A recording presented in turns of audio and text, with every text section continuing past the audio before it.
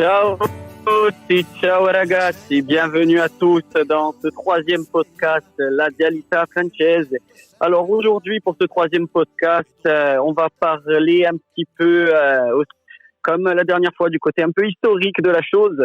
On va parler cette fois-ci de la storia del derby de la capitale et on va parler un peu de notre derby romain qu'on apprécie tous, qu'on apprécie tant et qui est pour nous le plus beau du monde.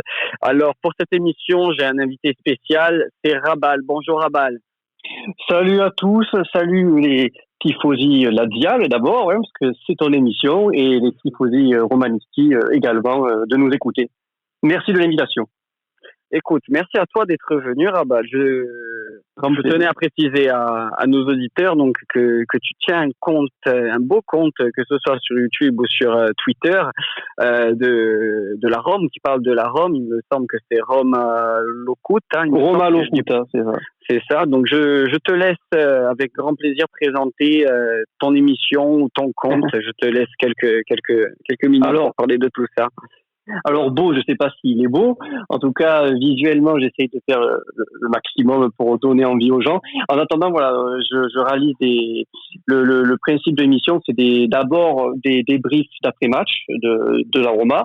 Donc, j'invite tout romanisti francophone, voilà, parce que d'abord c'est francophone, vraiment pour donner la parole aux personnes qui parlent en français. Et ensuite, donc nous faisons les débriefs d'après-match. Nous faisons également des podcasts d'actualité, ou alors dès qu'il y a une grosse information qui tombe, voilà. Donc, je voulais vraiment apporter.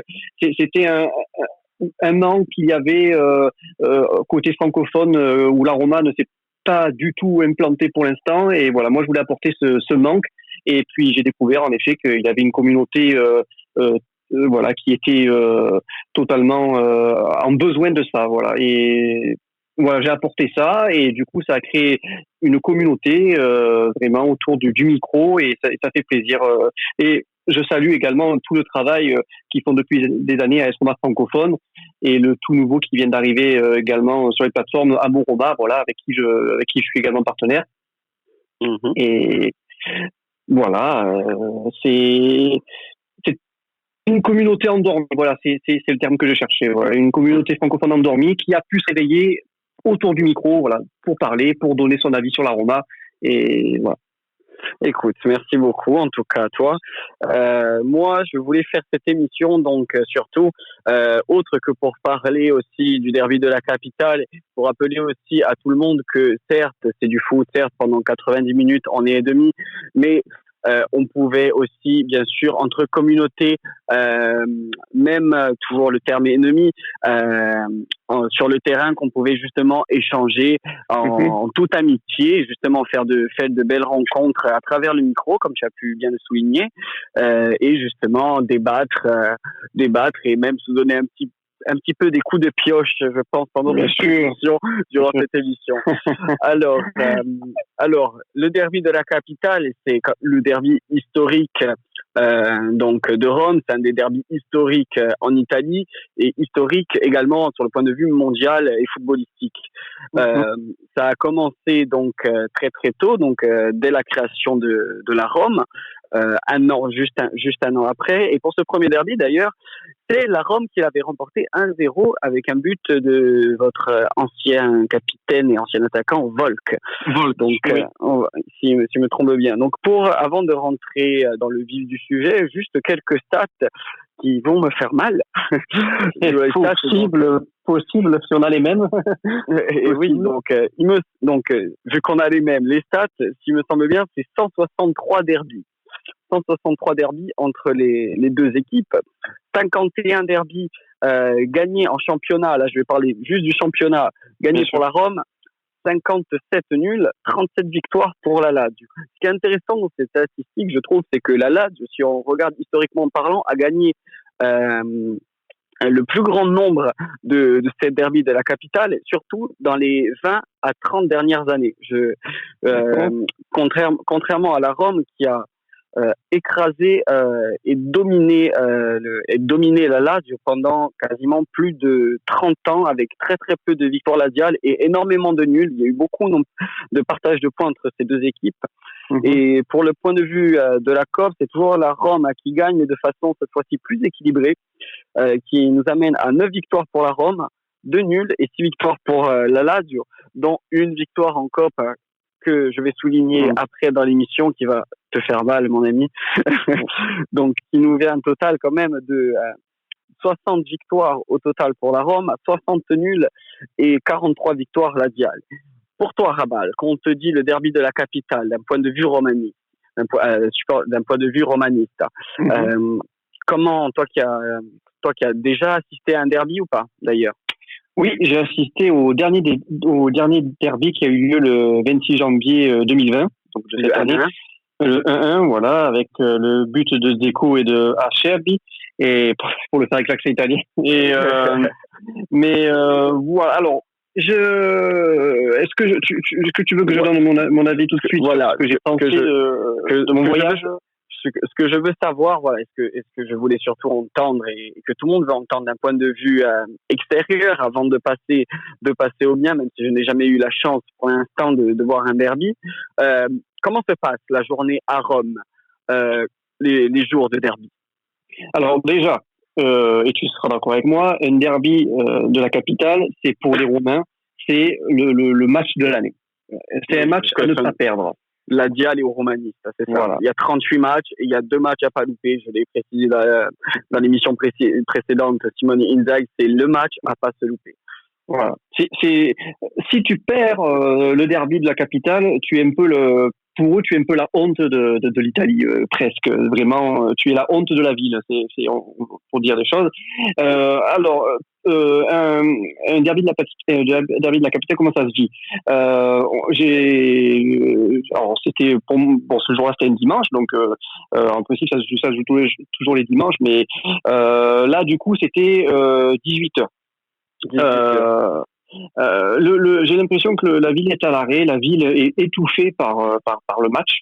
L'ambiance, voilà, tu sens que les tifosi ils vivent de ça.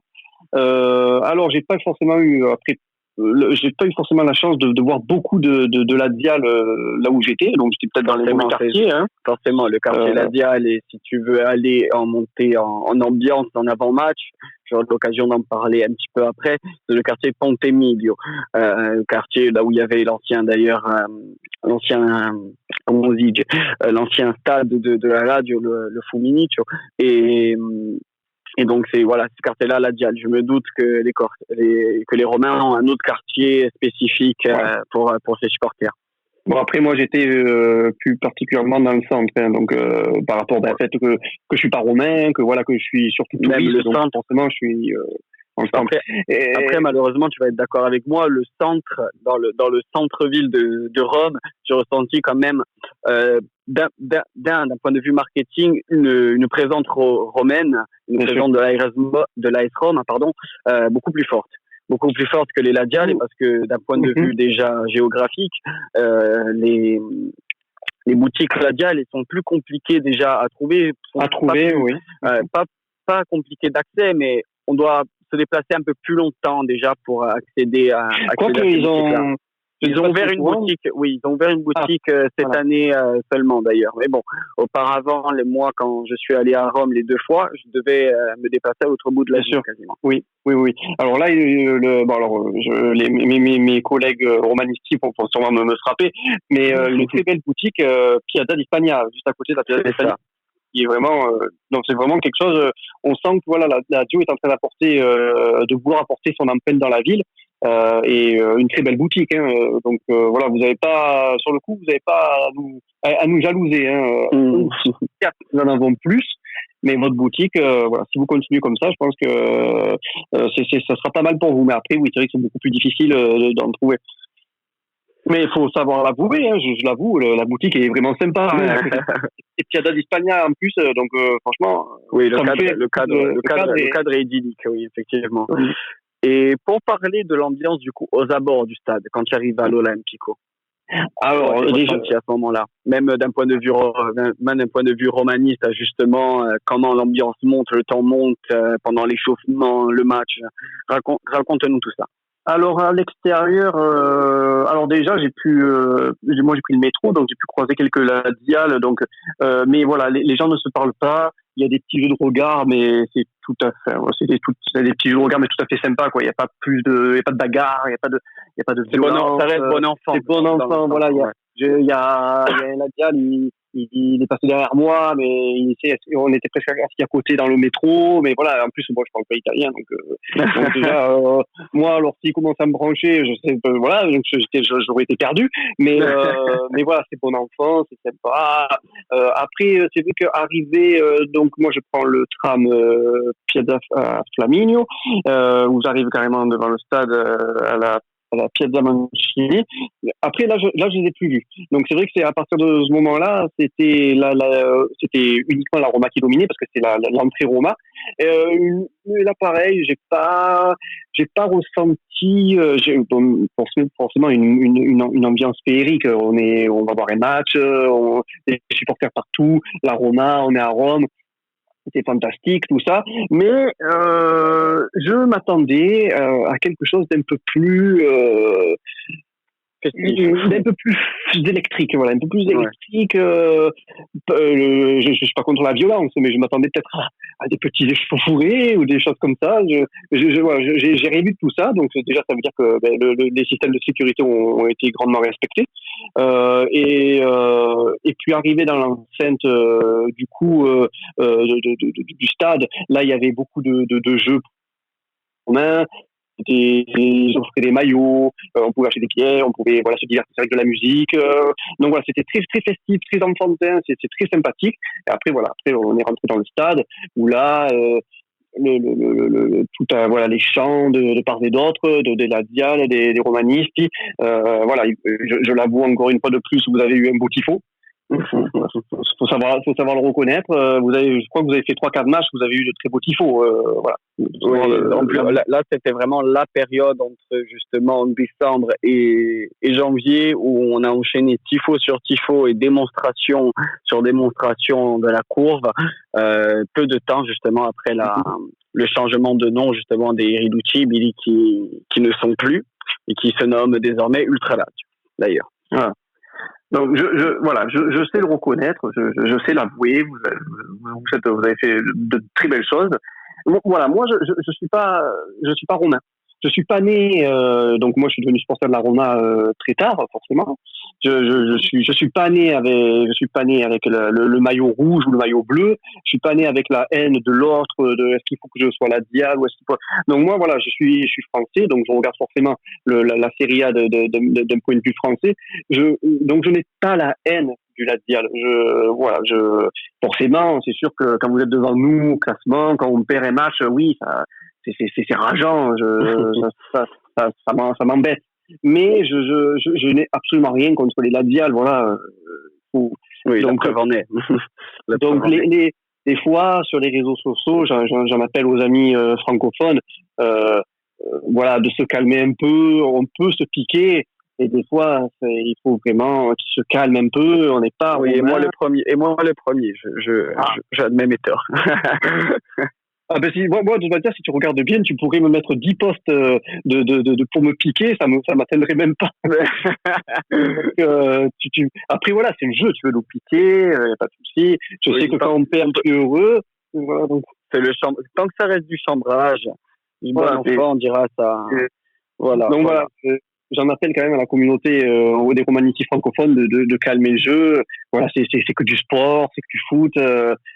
Certes, c'est vrai que c'est embêtant quand on perd, mais voilà, ça reste quand même bon enfant. Ça c'était le message que je tenais à faire passer. Voilà. Un très beau message. Un message amical. Voilà, on n'est pas non plus frère. On n'a pas la même maillot, mais on a la même passion. Exactement. Mais on n'est pas les arbitres. En tout cas, merci du coup pour ton expérience. Merci de nous l'avoir raconté. Je tiens juste à souligner parce que voilà, j'ai quand même demandé confirmation à mon ami qui est vraiment italien, qui lui, voilà, il est complètement dedans, dans la Roma. Et je lui ai demandé pourquoi. Voilà, moi, pourquoi je m'attendais à autre chose quand je suis allé voir ce derby? Pourquoi je n'ai pas ressenti une sorte de, comme lui, il m'a beaucoup raconté l'histoire de la Roma, et je lui ai dit, mais je m'attendais à autre chose. Il me dit, de toute façon, les deux derniers, voire les quelques derniers derbys qu'on a eu de la Roma, c'était pas non plus des derbys exceptionnels. Et voilà, les vrais beaux derbys, ils ont été dans les années 2000, dans les même un peu avant. 90. Voilà, il faut rappeler. Je pense qu'il faut rappeler aussi, même aux plus jeunes auditeurs qui nous écoutent, la grosse répression des ultras, même si un peu l'Italie, c'est un peu le dernier drapeau qui tient debout à propos des ultras et des supporters. On est quand même dans un pays où les courbes ont une grosse influence sur les clubs. Quand même, je pense que ce soit de la Rome, qui a d'ailleurs un bon fonds d'investissement au sein du club, la Lazio non, mais Lotito est très influent par la courbe et par les supporters. Donc il y a eu une très très grosse répression. Il faut rappeler qu'auparavant on parlait justement là de l'ambiance. Il y a eu des ambiances exceptionnelles, mais en 79 on est arrivé jusqu'à un mort quand même entre les deux camps. Un supporter Ladial a été décédé. Donc je pense que peut-être malheureusement on atteint ce stade un peu moins électrique, un peu moins intensif à cause justement de tout cet amas de débordements qu'il y a pu avoir par le passé et qui malheureusement a fait atténuer peut-être l'ambiance après coup. Mais bon, c'est un mal pour un bien. Je pense pas que, et moi en premier, on va, comme tu l'as dit, c'est du sport. On va pour regarder notre club, même pendant un match du derby, le match le plus important de la saison, à nos yeux. On n'est pas là non plus, certes, on peut s'attendre à des petites altercations, mais on n'est pas là non plus pour s'arracher la gorge et pour s'entretuer. Pendant ce moment de fête, il faut rappeler qu'en plus, dans les courbes, que ce soit romaniste ou Ladial, tu vas me le confirmer, il y a vraiment, c'est vraiment du tout âge. C'est vraiment du tout âge, du familial. On peut retrouver du vieux pépé, de la vieille grand-mère au papa qui vient avec ses gosses. C'est très familial. C'est vraiment l'Olympico, que ce soit des deux côtés, vraiment très très familial, et même ça hors des derbys. Donc ce n'est pas forcément un mal qu'il y a eu tant de restrictions malheureusement. Je tiens juste à le préciser, de mes propos que j'ai tenus il y a quelques minutes. Voilà, moi, je suis contre la violence, mais j'ai vraiment. Alors peut-être que je suis tombé dans un mauvais derby. Peut-être que c'était pas le plus beau derby niveau ambiance. Mais tu es tombé en tout cas sur le derby. Tu es tombé en tout cas sur le derby le plus comique. Le plus comique. Comique. Oui, comique par rapport à un fait qui va à notre rencontre, mais un derby sage à l'extérieur. Voilà, quand je vois un Marseille PSG par exemple, voilà, ils sont là avec leur fumigène, dehors ça explose, ça crie, ça voilà. Et j'ai pas ressenti ça. Voilà, je n'ai pas ressenti ça. Alors peut-être que voilà, j'ai été à un mauvais moment d'un mauvais derby, peut-être que j'aurais dû y aller quelques années auparavant pour vivre quelque chose de plus spectaculaire, mais en attendant, je tiens à vraiment à souligner les romanisti que si vous n'avez jamais vécu un derby, il faut absolument y aller. Aller voir un derby Roma-Lazio, ou si vous êtes Lazio-Roma, c'est à faire une fois dans sa vie, vraiment. Voilà. Moi, après, j'ai été dans un derby tranquille, bon enfant. Il y avait pas j'ai pas plus senti de tension que ça. Mais d'un côté, tant mieux. Ça veut dire que le système, les forces de l'ordre, le cadre a été respecté. Voilà, ça a été, voilà. Mais voilà, je m'attendais pas de la violence, forcément, je voulais pas que les gens se sautent dessus, mais il manquait, voilà. Un petit truc. Un truc, cette magie que je me sente. Voilà. Des chants autour, il y avait des chants peut-être autour du stade qui manquaient peut-être. Alors là, quand on est à Piazza-Mancini, qu'on se déplace vers le stade, après oui, peut-être que je suis arrivé à un moment où ça chantait pas forcément, mais oui, mais il y a quand même une ambiance, il y a un truc. Les supporters se déplacent, il y a une vague rouge qui va vers le stade, il y a quand même quelque chose. Mais je m'attendais à ce petit peps qui manquait. Alors je sais que j'ai le Roma Secondome qui lui vit à Rome et qui d'ailleurs fait c'est un peu plus pour lui. Voilà, si vous voulez connaître Rome, la ville, visiter, tout ça, voilà, Roma secondo me. Et il me dit, avant de venir, il me dit, tu sais, voir un derby de la Lazio, attends, c'est dangereux, ça chauffe, les Laziales, les Romains, ça risque d'être dangereux. Il voulait pas m'accompagner. Et je dis, moi j'y vais. Et puis finalement, je me suis senti en toute sécurité plutôt que si je veux voir un Marseille PSG. Plutôt qu'inverse, oui.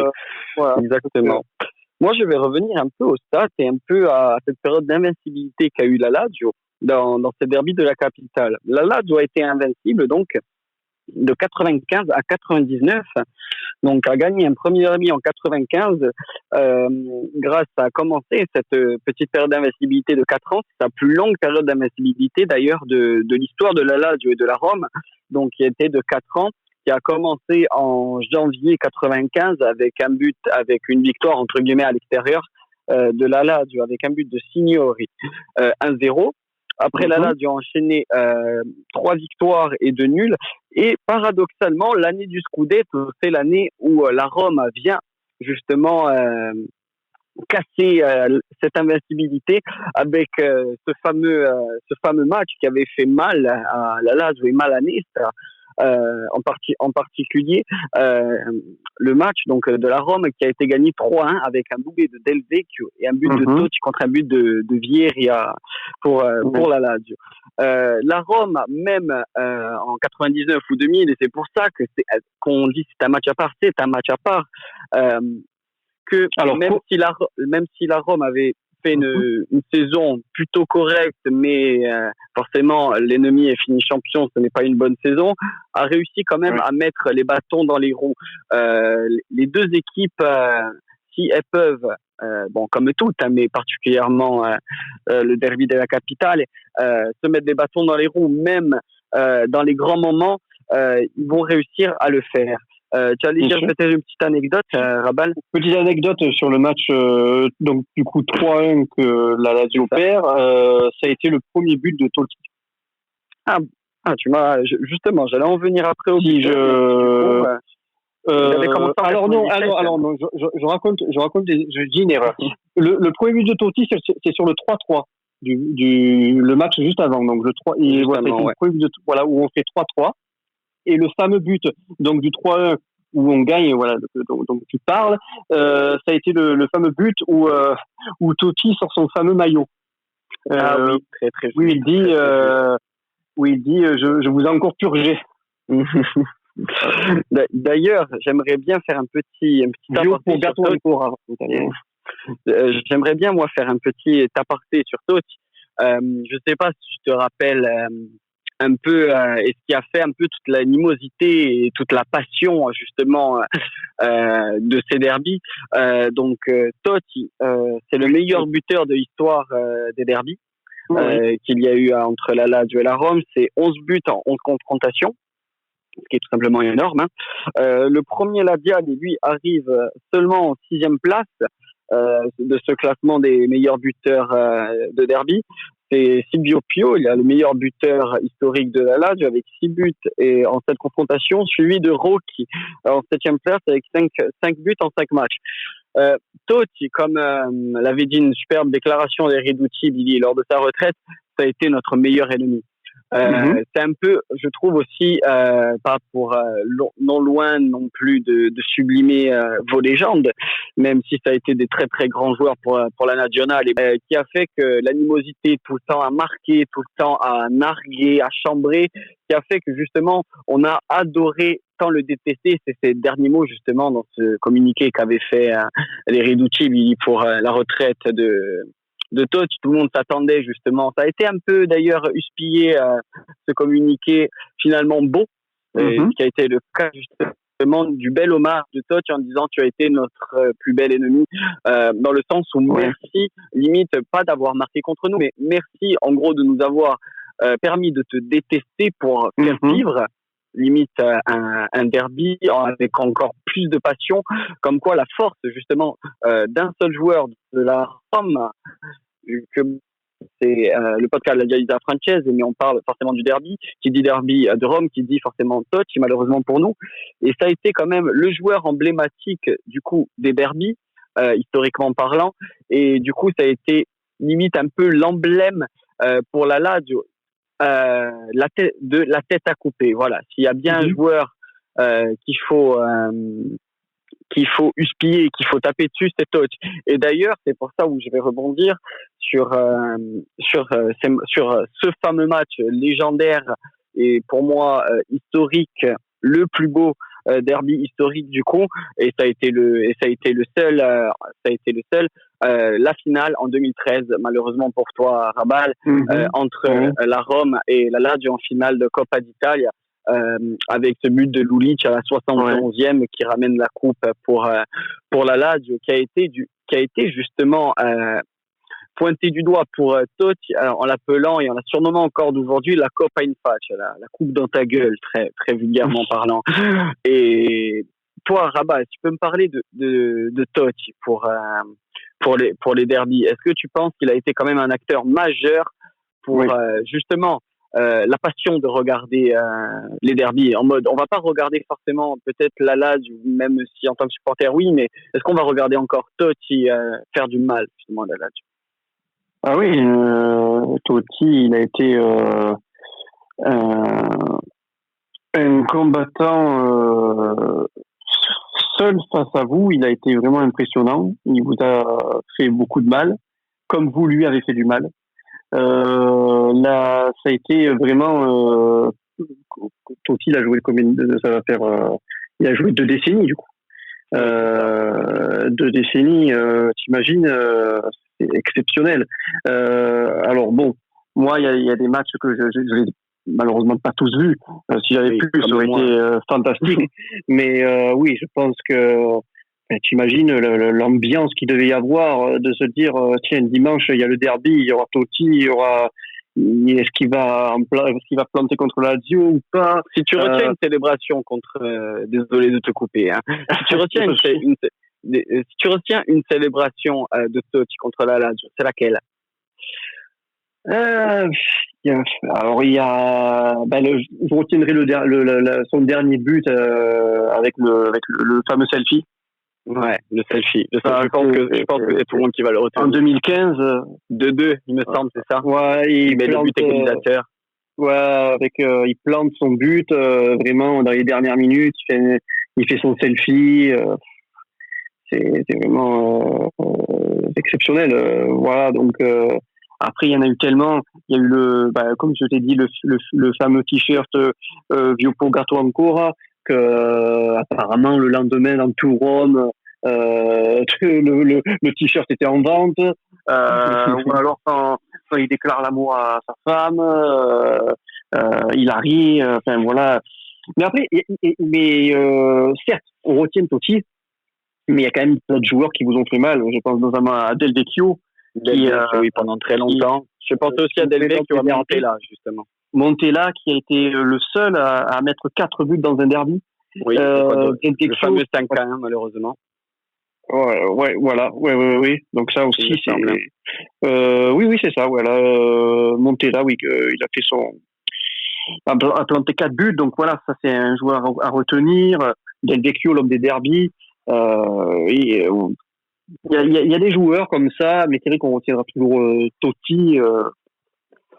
Et le derby, le derby 4-1 en 99. Où c'est sûrement la meilleure Lazio à ce moment-là, et vous perdez 4-1. Le derby du millénaire.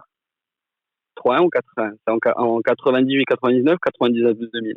C'était non, c'était en 4-1, le 21 novembre 99. Ah oui, c'est ça. Avec le doublé de Del Vecchio et le doublé de Montella. Et vous gagnez le titre après cette année. Oui. Voilà, en 2000. Comme quoi, vous avez la meilleure équipe. Bon, vous gagnez le titre, donc vous confirmez que vous êtes la meilleure équipe. Mais si on regarde bien, quand il y a l'orgueil, il y a l'orgueil qui revient.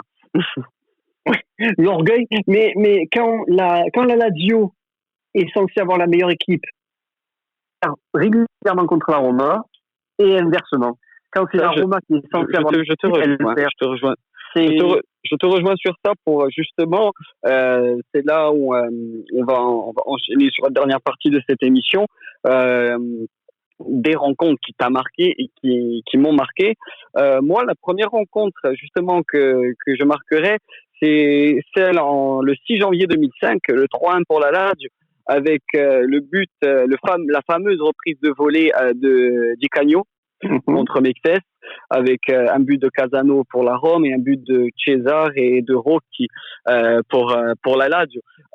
Quand j'ai revu vite fait les images avant l'émission, comme ça, c'est à moindre mesure. Di Canio aussi, ça a été vraiment aussi un joueur très important pour la Lazio, vu tout l'amour qu'il a donné et aussi tout le malheur qu'il a aussi donné à la Lazio, paradoxalement, via toutes ces affaires qu'on sait en extra. Mais avec sa passion et surtout aussi sa haine pour la Rome et le bonheur qu'a Di Canio en célébrant son but, en montrant, limite en déchirant le maillot labial et pour le montrer devant la Curva Sud, ça a été un moment marquant à mes yeux. Autre homme marquant et événement marquant aussi à moi à mes yeux, je vais citer deux matchs avant de terminer sur la finale de Coupe d'Italie. Pour moi, un homme providentiel de la Lazio, ça a été beaucoup aussi Miroslav Klose dans les derbys.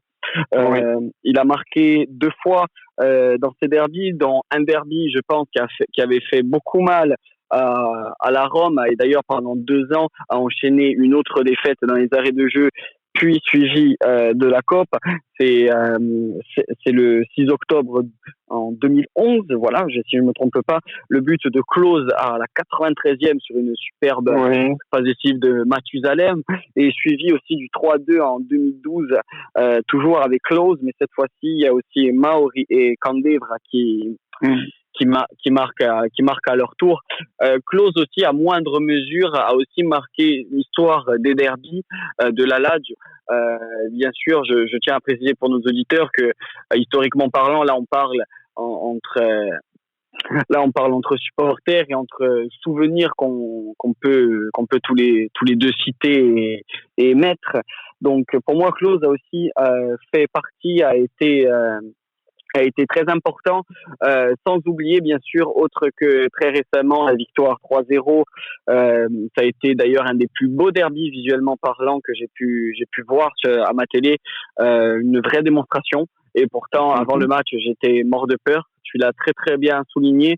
Quand la Lazio semble plus faible, elle gagne. Quand la Rome semble plus faible, elle perd. Et c'est vraiment un peu le symbole de ces deux équipes à travers l'histoire qui ont su toujours voir ce match quand même comme le match à pas louper. Nesta comme De Rossi l'ont cité tous les deux dans une citation pour Sky avec la Squadra Azzurra quand ils parlaient justement de la rivalité entre la Dial et Romanisti, qui disait que voilà, il y a 38 matchs dans l'année. Il y a 2 matchs à pas louper, sinon on est mort pour le reste de la saison et pour du moins les 6 prochains mois avant le prochain derby. Donc voilà, on souligne encore et on répète encore l'importance qu'ont pu aussi saisir les joueurs à travers les générations, à travers les décennies de cet événement-là, de voilà, le temps s'arrête. Tu as pu très bien le dire auparavant, le temps s'arrête durant une journée, durant 90 minutes. Une ville s'arrête pour vivre ce match. D'ailleurs, j'ai pu voir certains restaurants coupés en deux à Rome, avec dans des pizzeries avec une partie romaniste, une partie laziale, où je trouvais ça très bon enfant. C'était une femme et son mari qui tenaient un restaurant avec chacun en fait supporter de l'équipe d'une équipe locale. J'imagine même pas l'ambiance à la maison après match. Mais voilà, moi c'est vraiment ces rencontres qui m'ont marqué, et bien sûr la rencontre la plus marquante à mes yeux de l'histoire des derbys sera quand même la victoire en Coppa d'Italia. C'est la seule, si je me trompe pas, la seule finale qu'il y a eu entre la Rome et la Lazio. C'est le derby vainqueur. Et pour moi aussi, j'ai beaucoup de romanistes qui m'ont dit que c'était quand même le derby qui leur a fait mal. Certains m'ont dit qu'ils commençaient à peine à cicatriser quand même de cette douleur d'avoir perdu en finale. Parce que autres que les bookmakers, mais beaucoup voyaient la Lazio perdant. Ben oui, après c'est en 2013, Zeman perd l'équipe, c'est Andrea Zoli qui est en train de récupérer le navire. On se retrouve en finale de coupe. C'est sûr que sur un match, perdre contre l'ennemi de la ville, ben oui, ça fait mal. Il y a pas d'autre mot. C'est une déception. C'est regrettable. Ça aurait pu rajouter la 10e coupe qui nous manque pour obtenir cette petite fameuse étoile argentée sur le maillot pour dire oui, on a fait les 10 coupes.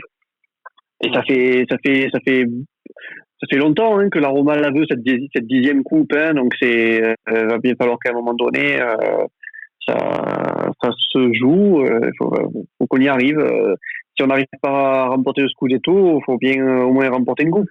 Donc, et oui, ça a été en plus, tu l'as très bien dit, ça a été décisif car la Lazio a chippé du coup sa 10e coupe, et pendant que la Lazio elle remportait sa 5e Coppa d'Italie avant celle gagnée contre l'Atalanta récemment. Donc comme on peut l'entendre dans le témoignage, c'est des événements qui peuvent profondément attrister ou profondément atteindre, comme quoi ce derby, le plus beau derby au monde pour moi après Boca Juniors River Plate, qui peut, en termes de derby, on n'est pas là pour parler de ça, mais si tu dois retenir de derby au monde, c'est le nôtre et celui-ci. Mais comme quoi, dans la vie d'un supporter, que nous sommes, un derby perdu, et en plus un derby au final ou même un derby perdu peut faire même du mal au mental et peut même faire du mal à une équipe. On a pu le voir par rapport ou la Rome ou la Lazio, juste l'impact que les supporters font subir aux joueurs, que ce soit des deux clans. On a pu le voir à de nombreuses reprises, que des banderoles un peu houleuses au centre d'entraînement de la Rome ou de la Lazio le lendemain de défaite, comme une véritable humiliation. Je répète que tes mots, mais c'est le cas. Pour conclure cette émission, Rabat, je vais te laisser la parole. Si tu as, toi, des matchs ou un derby que tu as retenu en faveur de la Rome, ou pas forcément d'ailleurs. Oui, après, j'ai le dernier derby, je suis allé le voir. Donc, le 1-1 à l'Olympico, donc Roma Lazio, le but de Dzeko, où là il y avait une ferveur. Donc, pour la première fois je vivais ça. Les gens, comme tu disais, il y a des pères de famille, des familles, des personnes âgées, tout ça. J'étais assis derrière un couple de personnes âgées, ils étaient en folie. C'est vraiment incroyable cette ambiance qu'un derby peut apporter. Bon, après il y a eu cette fameuse bourde où Acerbi marque. Donc là, on sent vraiment que les tifosi se regardent, ils comprennent pas, ils sont perdus. Et c'est là la magie d'un match, comme quoi tout peut basculer. Il y a une ambiance de folie, tu passes à une ambiance de cathédrale. Donc c'est vraiment incroyable. Bon, on a fait 1, donc ça va, on repart chacun. Mais sinon, des derbys, oui, le fameux 4-1 en 99. Après, il y a aussi en 2016 un 4-1 avec le premier but de Florenzi. En 2003, 2-0 avec une jolie talonnade de Mancini, où ça a été d'ailleurs son premier but. Voilà, le dernier derby de Totti, parce qu'on savait forcément que ça allait être son dernier, donc même s'il n'a pas marqué, même s'il n'a pas fait grand-chose, oui, c'est le dernier. Il est rentré dans la fin de match, il me semble, dans les 10-15 dernières minutes. Ça a été reproché à Spalletti qu'il ne soit pas titulaire à beaucoup de matchs de la saison, donc Et ouais, de pas faire entrer Totti dans un derby tout de suite, ça a été voilà critiqué. Le fameux 5 heures avec les 4 buts de Montella, en but historique, je rappellerai également le but de Balzaretti qui court partout dans le centre, on ne pouvait pas l'arrêter, il court partout dans le stade, ou alors un but de Yanga Mbiwa qui n'a pas laissé une image oh là là, oui. c'est une image pourtant, voilà, tu dis Yanga Mbiwa, t'as un peu du mal à te dire qu'il avait joué à la Roma, mais oui, il a marqué un but dans le derby, les supporters s'en souviennent. Après il y a eu tellement de derbys comme ça historiques magnifiques, on se souvient, et après il y a d'autres derbys, des 0-0, des nuls, tout ça, où forcément t'as pas forcément le souvenir de ça, mais un derby ça se vit, ça se joue. Pour un petit côté comique de la chose, je reviendrai sur un derby 1-0 pour la Roma, où c'était en 2000, où c'est Negro qui a marqué. Oui, qui a marqué contre son camp, et le lendemain, Negro, du coup, il a été salué. Il y a eu une ovation pour Negro de par les Romanisti pour son autobut, et du coup, il est même rentré, je crois, dans le Hall of Fame, au sein de la Roma, comme quoi. Enfin, voilà, il a été vraiment. C'est le côté comique de la chose, les pics qu'on s'envoie, mais. Après, voilà, moi, ce que je conseille aux auditeurs qui vont nous écouter, c'est de se renseigner un peu sur les derbys de la capitale, de voir un peu sur Internet les images, de revoir des highlights de tous ces derbys, s'ils peuvent, ou les plus importants, et puis d'inviter les gens à aller faire un voyage à Rome et d'aller voir un derby, parce que ça vaut réellement le coup, vraiment, de le faire au moins une fois dans sa vie. Donc c'est pour ça. Merci en tout cas, Rabal, de toutes ces interventions. Merci surtout de ton très beau témoignage, pour nous avoir fait vivre l'immersion d'un supporter, même ennemi, d'un jour du derby de capitale. Pour conclure, c'est voilà, pour toutes ces raisons qu'on a expliquées, qui fait que le derby de la capitale est un jour à part, et un derby aussi à part, autre que Inter et Juve, ou le derby de Gênes, ou autre derby qu'on peut avoir en Italie. C'est pour toutes ces raisons-là, et pour tous ces joueurs emblématiques qui sont passés par ces deux équipes, qui ont fait que ce derby a été tant regardé et tant apprécié. Et je tenais encore du coup à te remercier, Rabal. Merci beaucoup. Merci à toi, et merci à tous de nous avoir écoutés, chers auditeurs, auditrices. C'était la Dialita Francese. Ciao a tutti ragazzi.